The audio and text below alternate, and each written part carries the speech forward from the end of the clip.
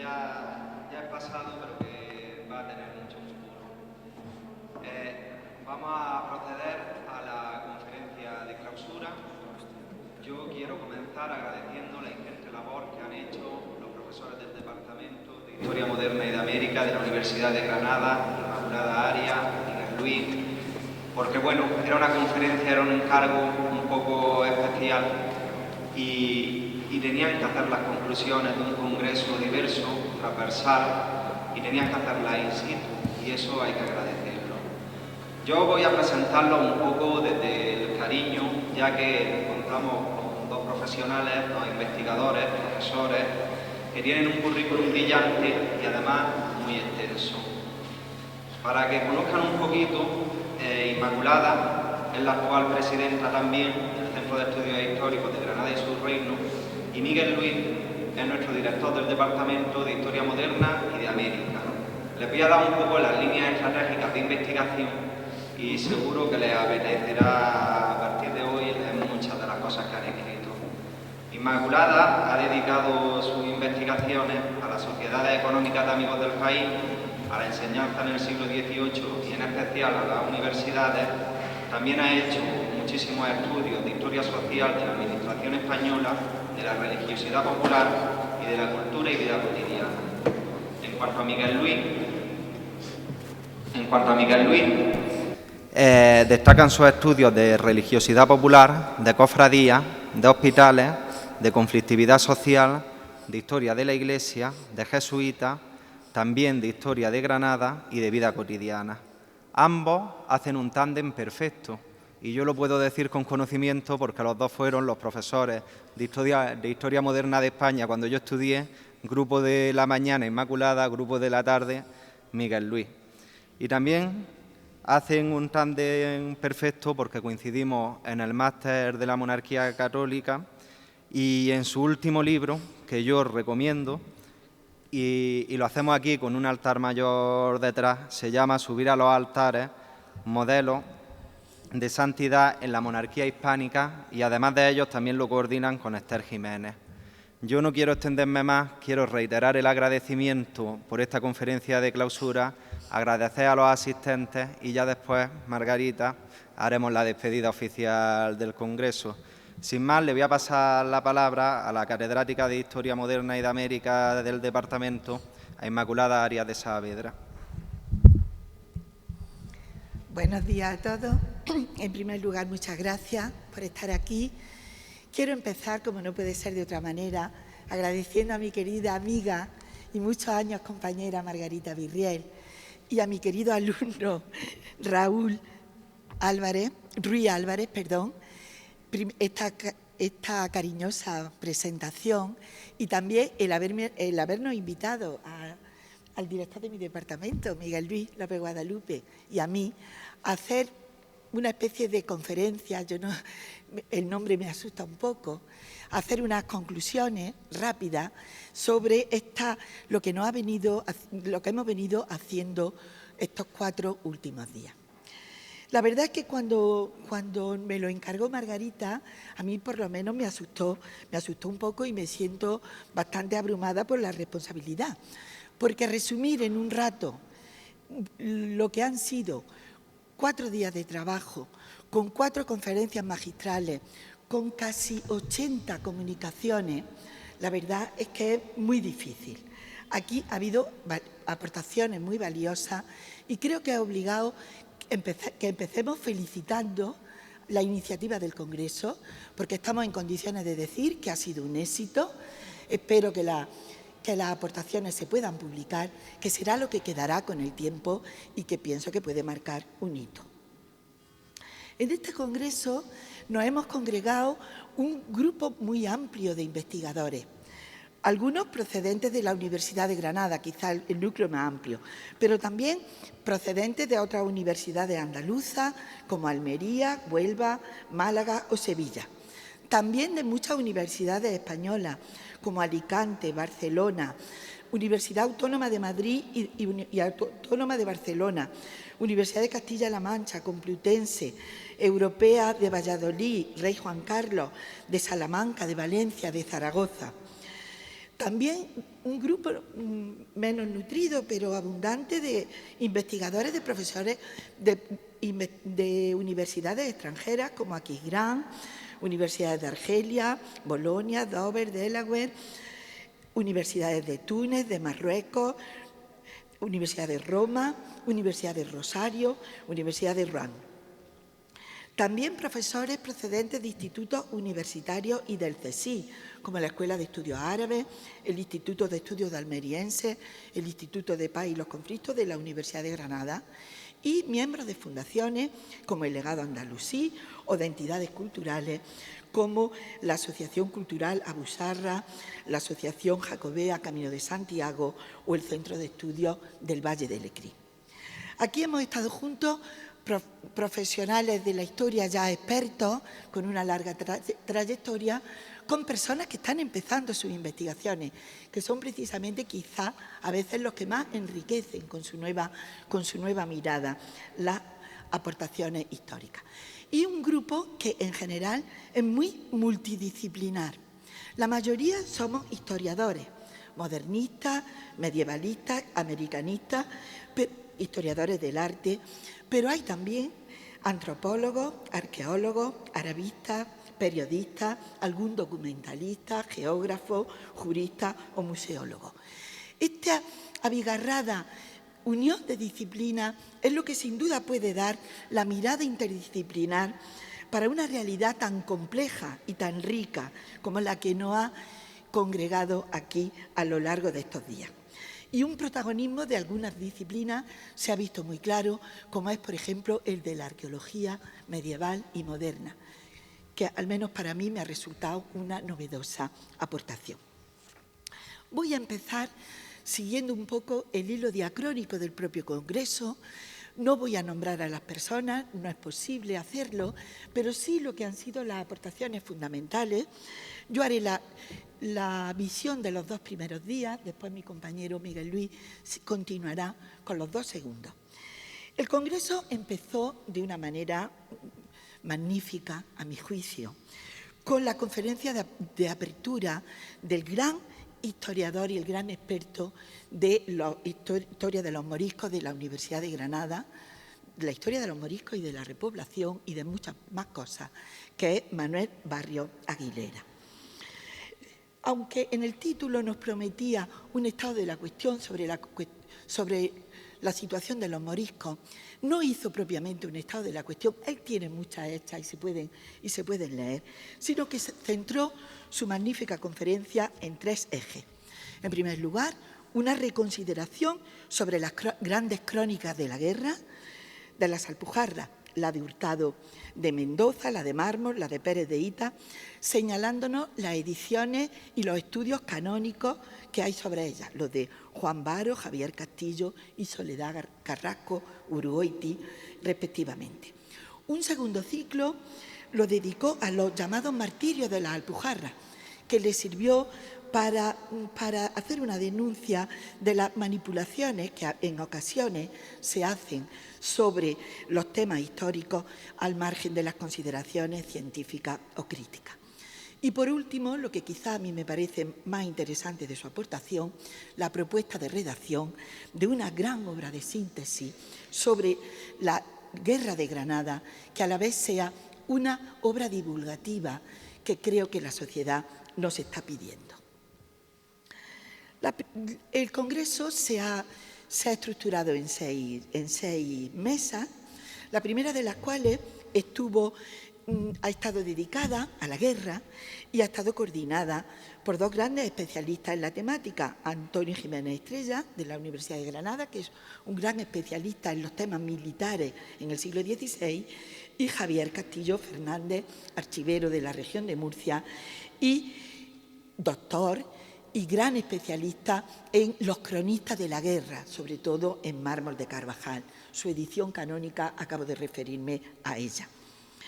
Aquí hemos encontrado algunas aportaciones de una gran novedad. Destacaría, por ejemplo, esta aportación Y aquí sí me vaya a permitir que nombre a una persona, de Valeriano Sánchez Ramos, porque me parece que merece un trato diferencial por lo mucho que ha trabajado sobre la guerra y por la aportación que hace sobre una documentación del servicio secreto de Felipe II que nos llega a ubicar la guerra en la coyuntura internacional y sobre todo a comprender el porqué de esa ayuda del Imperio Otomano que no llegó a los moriscos granadinos. Después, algunas de las intervenciones se han centrado en figuras de la guerra, como Aben Humeya. Nos hemos acercado a su estrategia por conseguir un puerto para que esa ayuda llegara. Don Luis de Requesens, que hemos visto en los inicios de una carrera militar, que luego le reportaría éxitos posteriores y en el inicio de una relación con don Juan de Austria que se dilataría en el tiempo. Y otra figura algo más secundaria, como Juan Enríquez de Guzmán, señor de Orce y de Galera, cuyos servicios prestados en la guerra le sirvieron para ascender y para conseguir mercedes y puestos en la corte. Y es que la guerra, y se ha dicho aquí, no solo fue un acontecimiento desgraciado, también fue un acontecimiento que benefició a algunas personas, que sirvió para consolidar trayectorias y carreras y que, como todas las guerras, por desgracia, y por eso quizás hay tantas, sirvió también para que muchos se enriquecieran. Lo hemos visto en el caso de Guadix y su tierra, un territorio que no se sublevó, pero que por su cercanía al conflicto y su situación de retaguardia se vio beneficiada por el botín que propició importantes cambios socioeconómicos. Siguiendo en la retaguardia, la arqueología nos ha dado nuevos datos e interpretaciones de algunas construcciones, como el Cerro del Sol de la Alhambra, que ahora se interpretan como construcciones defensivas en el marco de la contienda. También hemos tenido, como suele ocurrir en los congresos, trabajos más puntuales que se han centrado sobre acontecimientos concretos. Por ejemplo, la cabalgada de Frigiliana nos ha servido para ver el clima prebélico que había antes del estallido de la guerra. O hemos visto intentos fallidos de paz, como el de el Albaquí. O hemos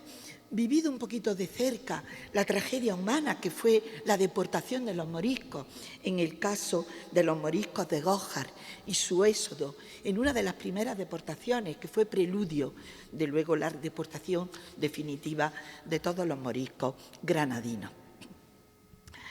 Hemos visto también algunas consecuencias económicas del conflicto muy poco conocidas, como el impulso que dio a la fabricación de armas en un lugar tan lejano como el barrio del Río Deva, en el País Vasco, con la creación de la fábrica de armas de Guipúzcoa para aprovisionamiento del Ejército Real. Pero esta sección no se ha centrado exclusivamente en la Guerra de Granada. Haciendo honor a su título, que decía La guerra en la Edad Moderna, se han presentado también algunas aportaciones referidas a otros conflictos de la etapa. Por ejemplo,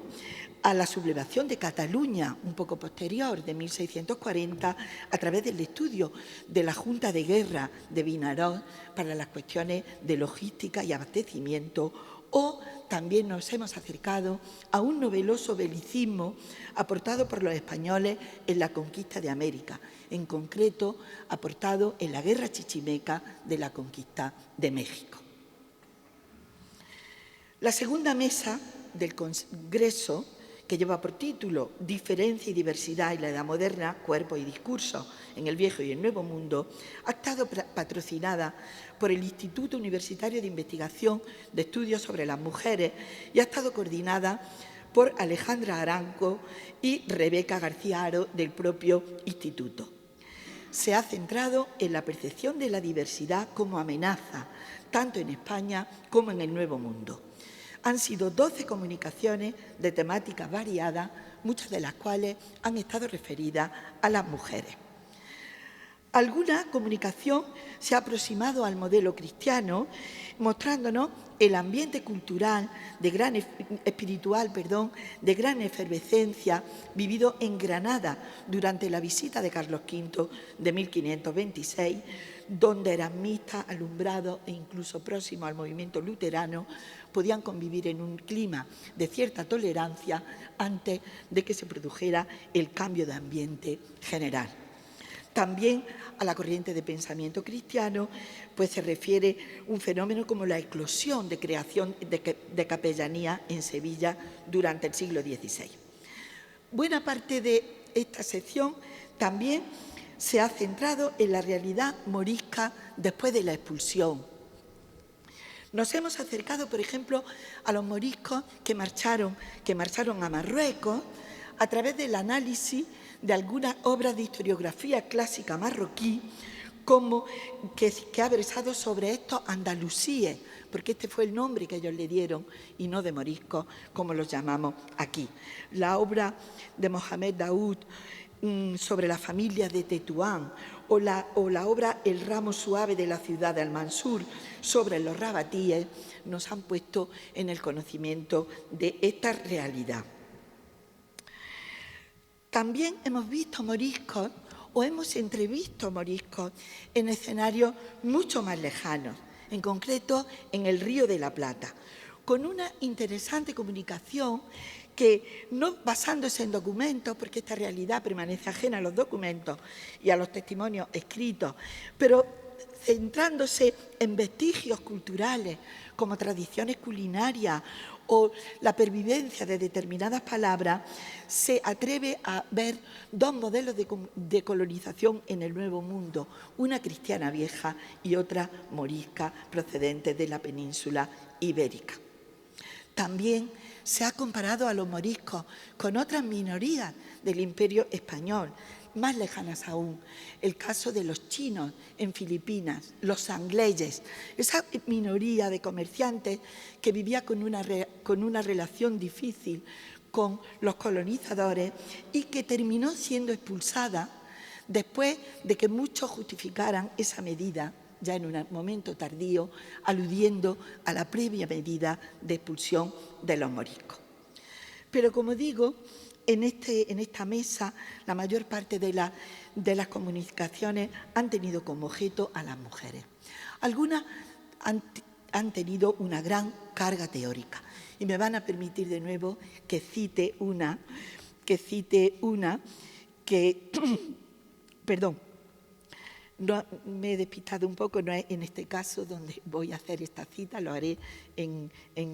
otra mesa. Algunas han tenido una carga teórica de cómo se construye el discurso de la alteridad y de la diferencia, por ejemplo, a través de las imágenes, a través de los libros de traje, o, por ejemplo, cómo se construye ese discurso de la alteridad a través de las crónicas de América. Nos hemos acercado a la situación socioeconómica de las mujeres moriscas de las Tahá, de Ugíjar y Andarás en vísperas de la guerra de las Alpujarras, en su acceso a la propiedad, a la disposición de bienes o a su condición de arrendataria. Y en el mundo americano, en el marco de la disputa entre los conquistadores y la corona, se ha abordado un tema bastante desconocido hasta ahora, como es el de los memoriales de mérito presentados por las mujeres que participan en la conquista y que quieren acceder a cuestiones como la encomienda. También se han hecho comparaciones con la colonización portuguesa, mostrando la escasa presencia femenina de esta última en relación a la española, pero mostrando un tema muy interesante que tiene relación con los moriscos, y es, al parecer, la condición de cristianas nuevas que tienen algunas de las pocas mujeres que marchan al imperio portugués. Ha terminado esta sección volviendo de nuevo al territorio peninsular con una comunicación que trataba sobre la infidelidad femenina y, en concreto, sobre las escrituras notariales de perdón, mostrando que esta realidad conflictiva muchas veces dirimía sus problemas al margen de la ley, al margen del discurso dominante, a través de la negociación y de las pautas consuetudinarias. El segundo día de congreso se inició con una conferencia magistral de mi compañera Margarita Sánchez Romero, titulada Patrimonio, Sociedad, Cotidianidad e Identidad, que versó sobre la construcción del discurso acerca del patrimonio histórico. Partiendo de la importancia que la construcción del discurso patrimonial sobre el pasado tiene como factor identitario y de cohesión de las sociedades y de la creación de referentes simbólicos, Margarita Sánchez se centró en la denuncia de los estereotipos sobre la desigualdad de hombres y mujeres que ocultan a la mujer en su acción en el pasado, intentando desenmascararlo e intentando incorporar a ese discurso, que es un discurso a veces de divulgación,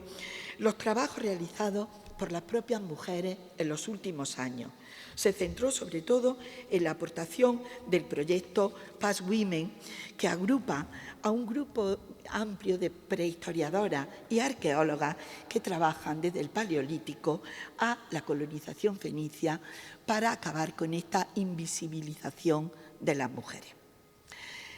Ya en las secciones propiamente dichas, la sección Espacios Disputados, Ciudades, Hogares, ha estado coordinada por Aurora Molina Fajardo y por María José Ortega Chinchilla, ambas del Centro de Estudios Históricos del Valle de Lecrín y de las Alpujarras. Se ha intentado hacer una aproximación al espacio morisco desde distintas perspectivas. Primero, una aproximación al paisaje, y la hemos visto en el caso del paisaje de la Sierra de la Contraviesa, un paisaje disputado en la Guerra de las Alpujarras entre cristianos y musulmanes. Y más lejos en el tiempo y también en relación con el paisaje, lo hemos visto, mientras que la primera sobre el paisaje se basaba en la arqueología del paisaje, también en una disciplina muy nueva. Más lejos en el tiempo y refiriéndose a unas fuentes propias del siglo XVIII, se ha estudiado, siguiendo los planteamientos de la geografía de la percepción y de la psicología ambiental y la geografía de la vida cotidiana, se han estudiado la significación de las representaciones de la Alpujarra que se hacen a finales del siglo XVIII en las respuestas que los párrocos hicieron al geógrafo real Tomás López, en las cuales es preciso ver el papel que la memoria jugaba en la gente y cómo recordaban el conflicto. Otras comunicaciones de espacios disputados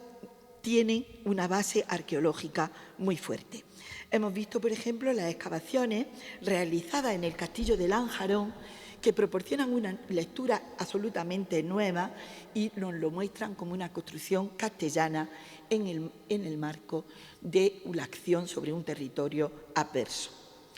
También la intervención arqueológica en la necrópolis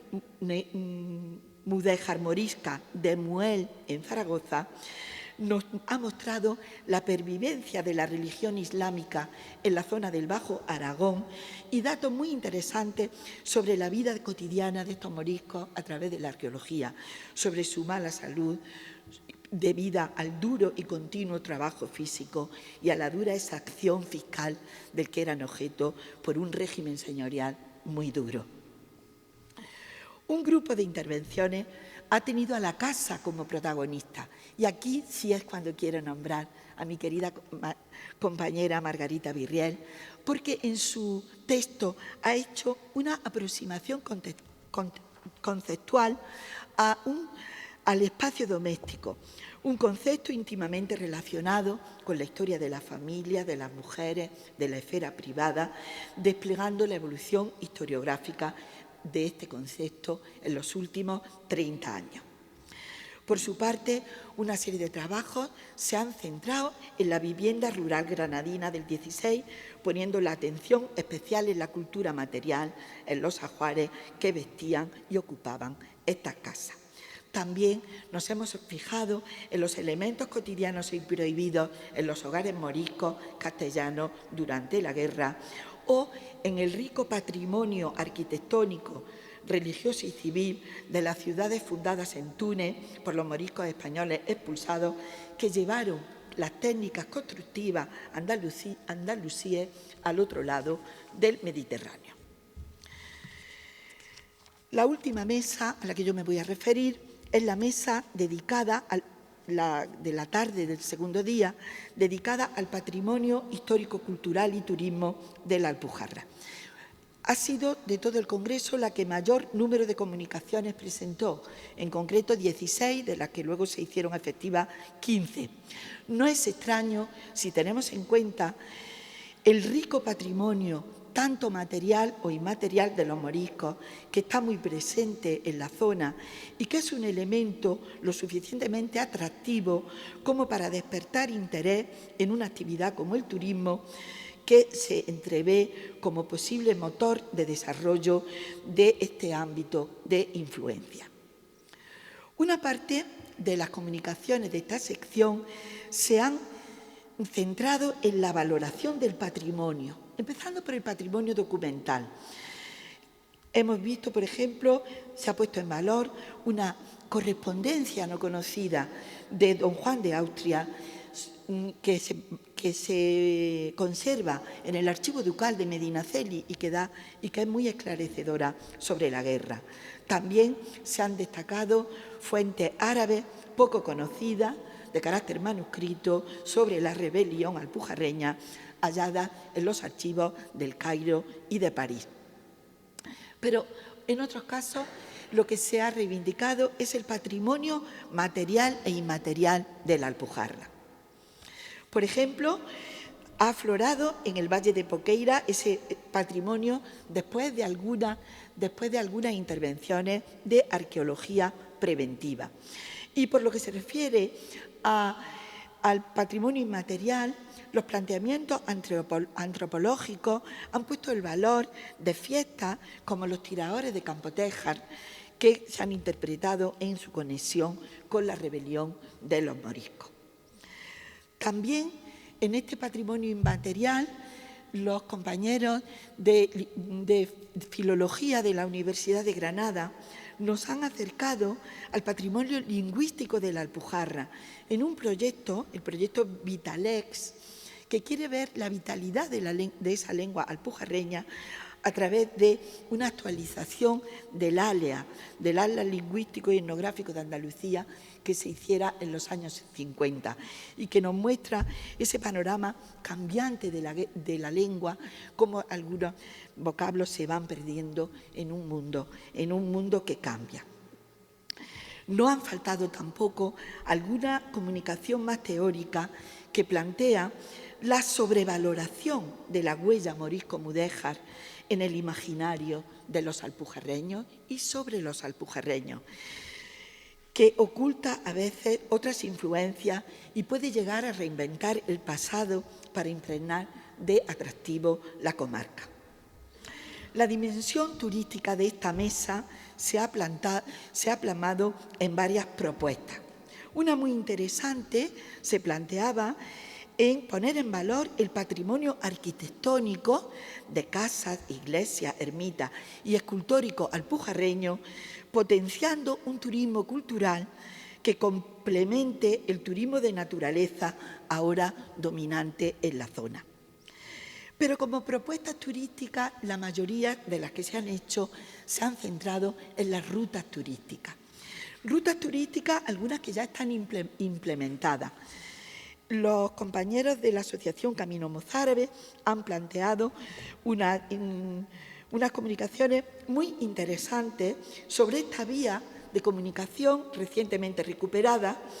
entre Almería y Granada, que actualmente está empezando a ser un eje de desarrollo del Valle del Río Nacimiento y, en concreto, de la zona de Alboloduí. Y nos han traído incluso algunas de las conclusiones de un congreso que han realizado al respecto. Pero la mayoría proponen rutas nuevas, rutas como por ejemplo la creación de una ruta morisca en la Jarquía, malagueña, basándose en un trabajo geográfico y de estudio de los apeos y en los sistemas de información geográfica que han permitido identificar restos materiales. Se proponen rutas del agua, rutas de los caminos, de la comida, etcétera, en esos núcleos urbanos. E incluso hemos tenido una discutida y curiosa propuesta de una ruta halal por las Alpujarras en el intento de atraer turismo a la zona. También se han planteado la creación de rutas turísticas fuera de nuestras fronteras.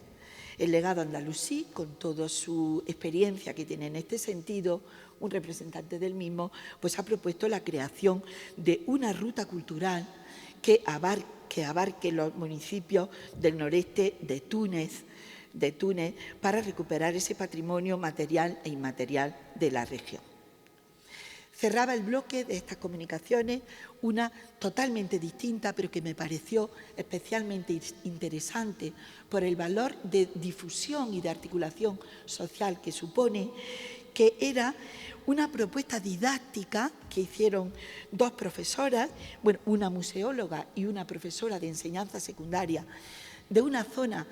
cercana a la exclusión social, para enseñar la cultura morisca en el aula a los alumnos. Me parece algo muy rico y que nos demuestra cómo la interdisciplinariedad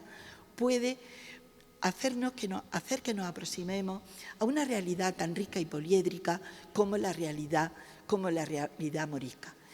Aquí interrumpo yo mi narración y la continúa mi compañero, el profesor López Guadalupe. Gracias. Bueno, pues muchas gracias por la atención, y yo espero no ser tan brillante como mi compañera Inmaculada. No lo voy a hacer, entre otras cosas, porque yo he tenido que ir recabando las ideas sobre la marcha, incluso mientras veníamos en el taxi. Pero, en cualquier caso, voy a mencionar las ideas clave de las dos últimas mesas y conferencias de este congreso, es decir, las sesiones que hemos tenido, y aprovecho para felicitar a toda la buena disposición de la localidad del Aujar de Andarax y de su ayuntamiento, las que han tenido lugar en esta localidad almeriense. Bien, comenzamos con la conferencia del profesor Bernard Vincent, que nos ofreció un magnífico balance de los estudios moriscos, sobre todo desde 1950 hasta hoy. Balance que en parte voy a hacer mío, vamos a hacer nuestro en los campos, sobre todo, que señalaba de investigación futura. Ese problema morisco que fue tratado con maestría en los años 50 por Caro Baroja, Halperin Dongui, Lapeire, Domínguez Ortiz, y al que luego se fueron sumando otros investigadores en las décadas siguientes, haciendo pues un repaso a los distintos ámbitos territoriales donde han sido estudiados los moriscos antes y después de la Guerra de las Alpujarras, así como la diversidad de grupos moriscos, los tagarinos, los valencianos, los granadinos, los castellano-granadinos, los moriscos antiguos, estos más escasos, catalanes, y los berberiscos, que a veces se confunden con otros grupos. La verdad es que en las últimas décadas ha habido una gran eclosión de la investigación con temas, algunos de ellos muy novedosos, con visiones centradas en gran medida en esas relaciones cristianos nuevos, cristianos viejos, que señalaba especialmente en la figura de Márquez Villanueva. Y, en cualquier caso, eso permite conocer hoy bastante mejor el mundo de los moriscos, con un aporte de fuentes cada vez mayor y procedente de distintos ámbitos, pero también deja en evidencia los desconocimientos. Al hablar de sociedad, pues llamó especialmente la atención cómo conocemos bastante de las élites, por un extremo, de los esclavos, por otro, pero y esa masa de población laboriosa, sobre todo de población campesina. Las lagunas y, por tanto, líneas para futura investigación podría centrarse en los aspectos económicos que habría que retomar de campos como la seda o el azúcar, en aspectos de la sociedad que quedan todavía oscurecidos, de cuestiones de familia, de los niños, de la infancia, de estos colaboracionistas, con todas las dudas que genera el término. Por supuesto, el juego de escalas, donde además de buena síntesis, ya hay algunas, y aquí se propone hacer una de alta difusión para el aspecto concreto de la guerra, de las Alpujarras, siguen siendo muy necesarios los estudios locales de determinadas comarcas y localidades muy señaladas. Y, por supuesto, insistía en el papel creciente de la arqueología, que podría desvelar mucho sobre esos pueblos desiertos. Bueno, la mesa, en este caso creo que era la mesa quinta, versaba sobre nación morisca, la minoría en la España moderna. Y estuvo comisariada, y hay que agradecer mucho el trabajo que hicieron, puesto que en esta mesa las comunicaciones han sido especialmente numerosas: Valeriano Sánchez Ramos y Paula Sánchez Gómez. Bien, yo creo, por poner un principio de orden dentro de una veintena de comunicaciones, creo que podríamos hablar de un primer bloque destinado al discurso, a la conceptualización de la guerra y de la minoría, particularmente de la minoría, a la imagen y a la memoria. Y aquí hemos encontrado aportaciones sobre el proceso creciente de exclusión, desde las figuras de Talavera y Cisneros a comienzos del siglo, el famoso libelo anónimo, hasta de qué manera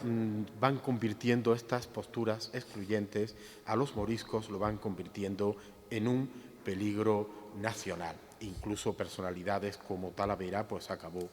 perseguido. E igualmente la intolerancia que se instala ya de una forma clara con la llegada al trono de Felipe II, donde se generaliza la base del morisco como un falso cristiano, y también el peligro de la cercanía del Islam, lo cual pues llevó a este proceso creciente de eliminar la identidad morisca. Muy interesante me pareció y sugerente las aportaciones para la construcción de la memoria y de la identidad, En este sentido, hay que decir que la Alpujarra hay que concebirla como un espacio físico e histórico, pero también como un espacio imaginario, que a lo largo del tiempo ha ido construyendo su identidad, y la historia morisca y la guerra particularmente tienen un papel fundamental en el discurso tanto autóctono como en el discurso foráneo. Esa concesión al orientalismo y, en general, esa preservación de las costumbres y tradiciones que hoy siguen forjando la memoria de la Alpujarra en su conjunto, y que además, como ya se ha señalado, pues constituyen un pilar incluso para el desarrollo económico. En cuanto a la conceptualización del enemigo, pues ya tuvimos ocasión de escuchar al profesor Perceval en el día de ayer, un esfuerzo muy interesante por caracterizar a este enemigo doméstico,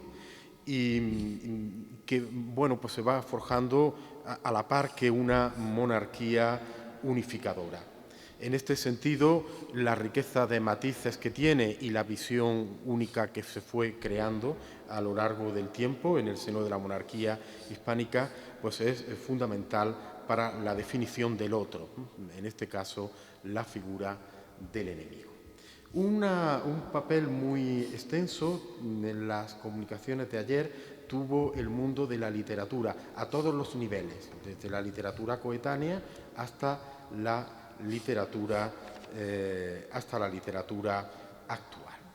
Bien, porque es lo que ha ido contribuyendo a la forja y a la difusión de la imagen del morisco, que como sabemos pues ha habido la tentación de presentarlo como un todo, y aquí pues recupero aquella visión de los problemas moriscos del propio Fernán Braudel. Me parece muy interesante el rastreo de la figura del morisco en la literatura de Cordel, es que crea una auténtica opinión pública, porque esta literatura en forma de villancicos, de romances de ciego, de relaciones, de acontecimientos, vulgarizan estos episodios y sus protagonistas y van calando en el discurso oficial y también en el discurso oficioso. Claro está, con su carga de tergiversación. Por tanto, esa difusión de la visión terrorífica del morisco.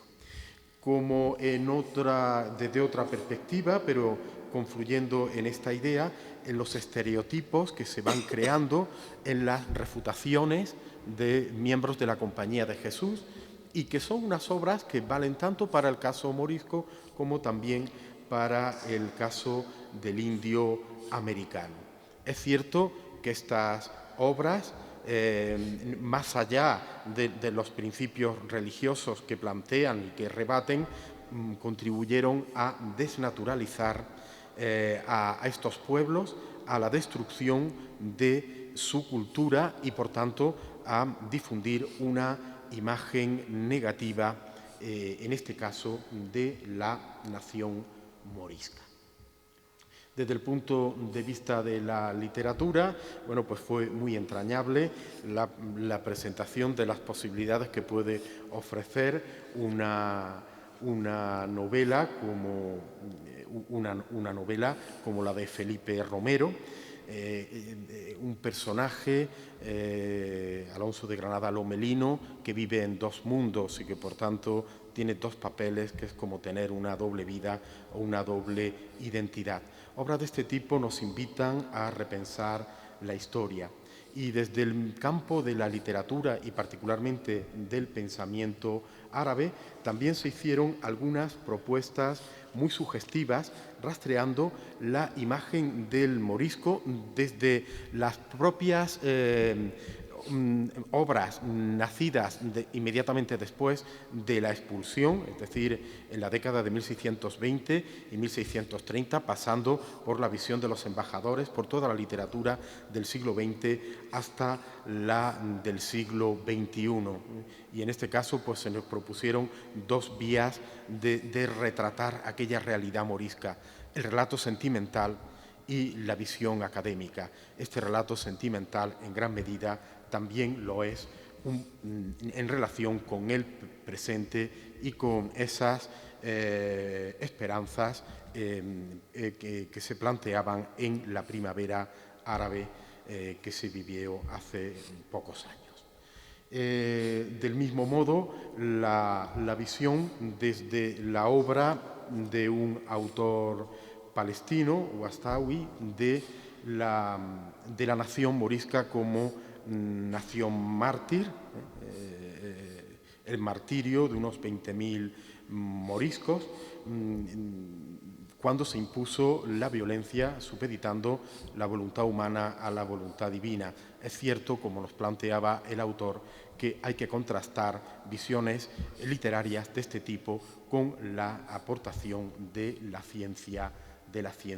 histórica. Desde una perspectiva jurídica se nos hizo la propuesta de estudio de la legislación que afectó a los moriscos desde la guerra de las Alpujarras hasta su definitiva expulsión de los territorios de la monarquía hispánica. Esa confianza en el bautismo, conjugada con la efectividad de la ley, de lo que se esperaba de esta conjunción, auténticos cristianos y fieles vasallos. En fin, estos análisis, esta perspectiva jurídica también en el futuro pues, puede abrirnos alguna nueva visión. Y acabo este primer bloque de la mesa quinta con el análisis de la diáspora en el mundo árabe, un aspecto realmente fundamental y que, como bien nos propuso el profesor Bernabé Pons, al fin y al cabo, aquellos moriscos granadinos recibidos en Marruecos, en tierras de Marruecos, donde ya existían moriscos y andalusíes, y también en otros territorios, tanto del norte de África como del Imperio Otomano, no dejan de plantear actitudes de sospecha o al menos de recelo, quizá el miedo pues, a una taifa morisca y en cualquier caso el tratamiento que los moriscos recibieron, siempre una minoría, en esta orilla y en la otra del Mediterráneo, pues respondió a los intereses de las autoridades. Luego hay otra serie de aportaciones, de comunicaciones, que van más en la línea de la demografía, de los aspectos materiales y de algún tema concreto como la esclavitud. Bueno, en este ámbito de la cultura material nos pareció muy clarificadora la presentación del hallazgo de un tesoro en una cueva de la Contraviesa por la profesora Labarta y que, bueno, pues, en primer lugar, creo que viene a manifestar la utilización de estos habitáculos como lugar de refugio. Probablemente la poseedora de este ajuar pues muriera allí asfixiada, pero sobre todo, pues este tipo de joyas que pertenecían a un ajuar femenino más propio de celebraciones y que tiene, pues, por lo menos una clara coincidencia formal con joyas del norte que se rastrean hoy en el norte, en los países del Magreb, en el norte de África, y que ha permitido además fechar en la época de la guerra otros hallazgos anteriores, pues en Mondújar, en Bentarique, en fin, en distintos lugares. También algunos episodios que marcaron la etapa, los años previos a la sublevación de las Alpujarras, como es esta razzia de 1565 que llegó hasta la propia localidad de Órgiva. Y en la resolución de este episodio, incluyendo los moriscos que huyeron, acompañando a aquellos que habían protagonizado la razzia y que también llevaban esclavos, resulta muy revelador que los bienes que se les incautaron se destinaran al rescate de los cristianos, es decir, la forma en que se va imponiendo ese espíritu excluyente cristiano viejo. Bien, desde el punto de vista luego volveré sobre la esclavitud, desde el punto de vista de la demografía se nos han hecho aportaciones realmente muy, muy interesantes, como el estudio de la presencia morisca en una parroquia sevillana, la de Santa Marina, en la zona norte de la ciudad, una zona más bien marginal, donde los moriscos pudieron rozar el 20% de la población y lógicamente se presentan como un grupo cerrado, endogámico, más expuesto a epidemias y a otros factores y en una clara condición de hacinamiento. Como igualmente el caso del estudio de la demografía a través de los libros parroquiales de la localidad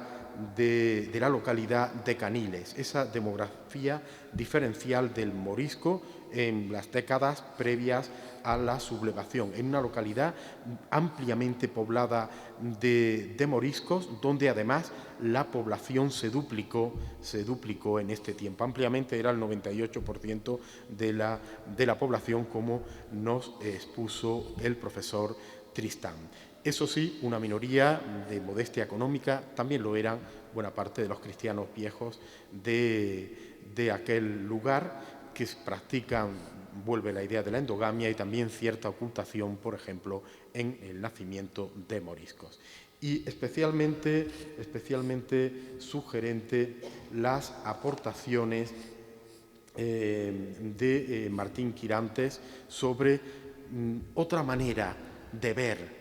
la información de los libros parroquiales, y aplicado al caso de la Zubia, una comunidad que tenía 500 moriscos en la Vega de Granada, y cómo más allá de la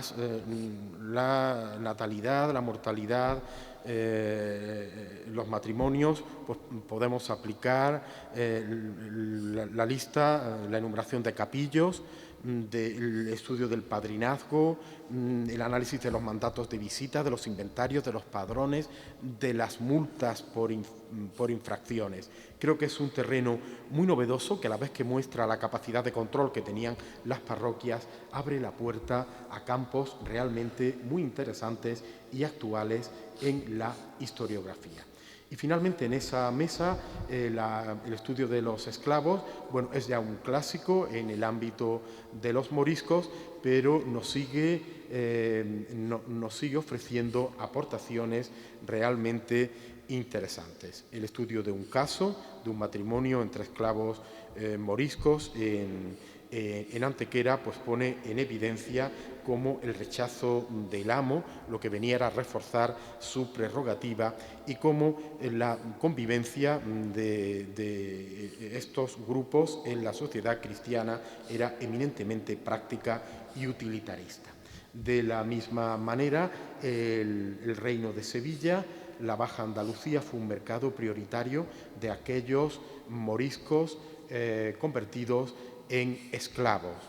y hemos podido ver pues la importancia que tuvieron, por ejemplo, en Utrera, donde eran más del 80%, eran de origen morisco,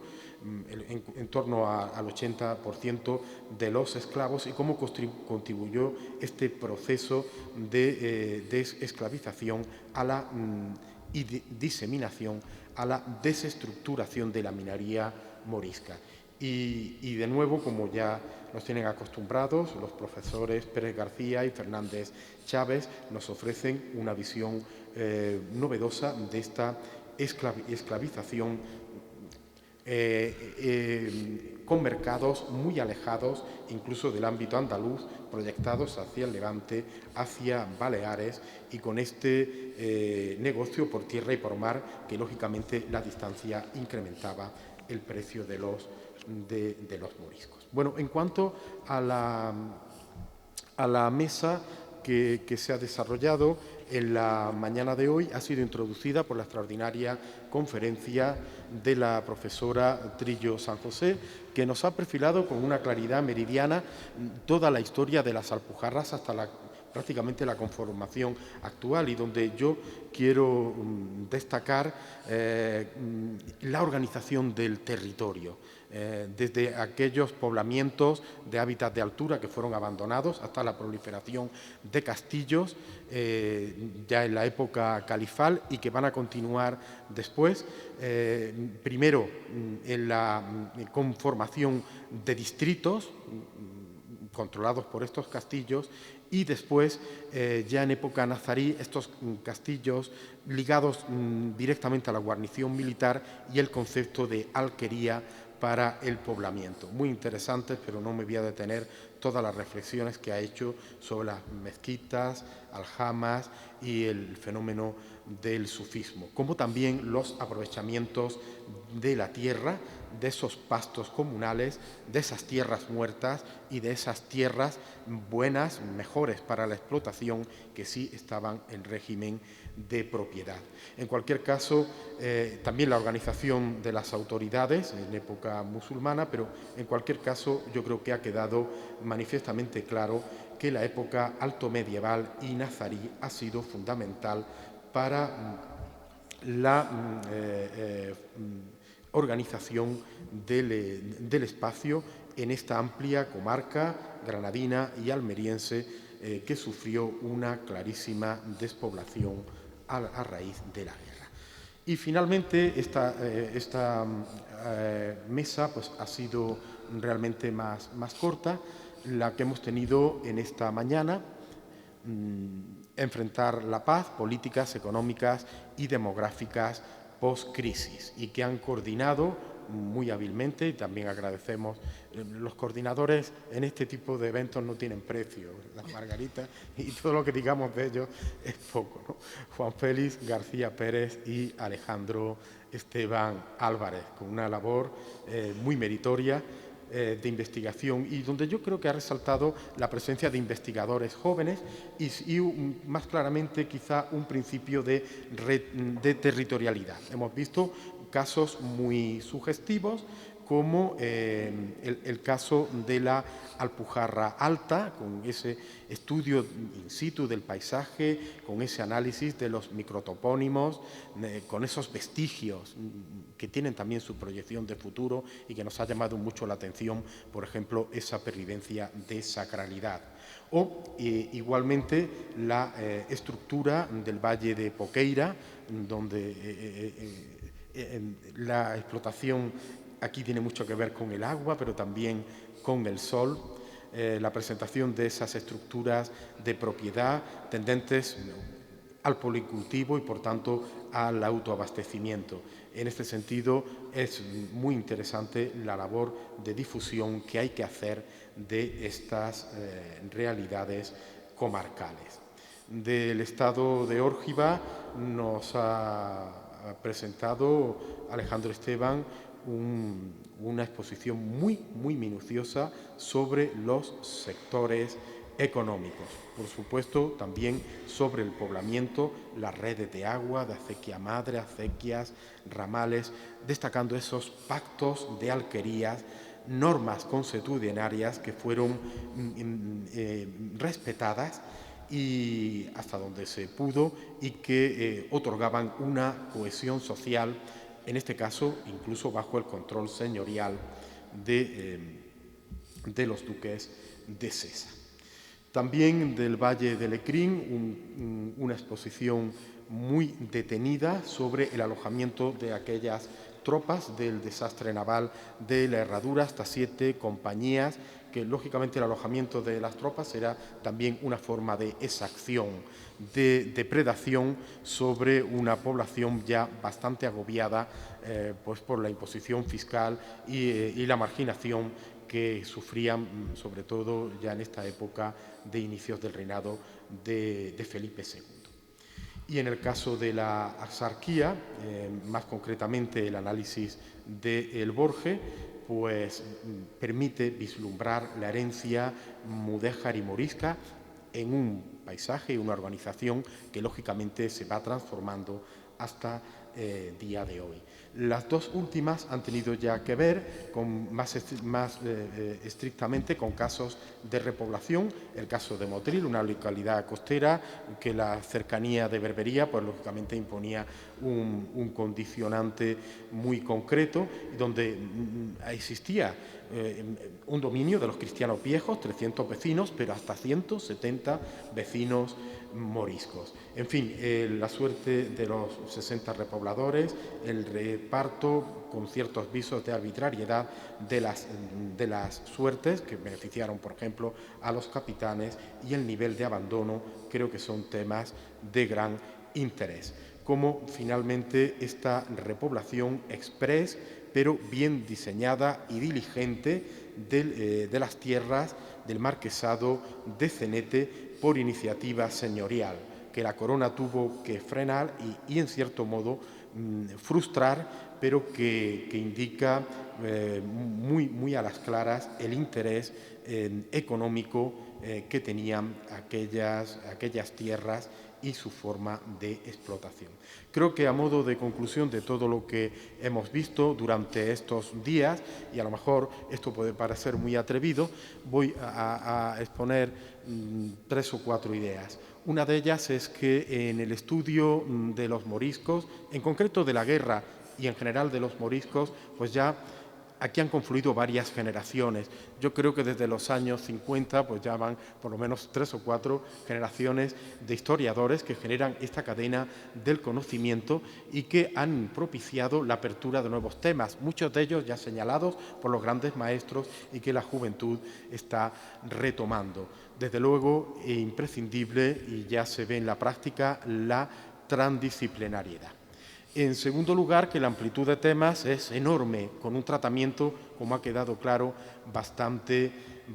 desigual. Por ejemplo, lo social pues, ha primado por ese carácter de minoría o de nación. Muy interesantes todas las aportaciones sobre terminología y, en concreto, en este congreso, pues lógicamente la guerra, que era la efeméride que lo vertebraba, el concepto de enemigo, los estereotipos, los personajes, las acciones militares, pero también los discursos, las estructuras, la visión de un pueblo y de una guerra desde que se produjo hasta el día de hoy.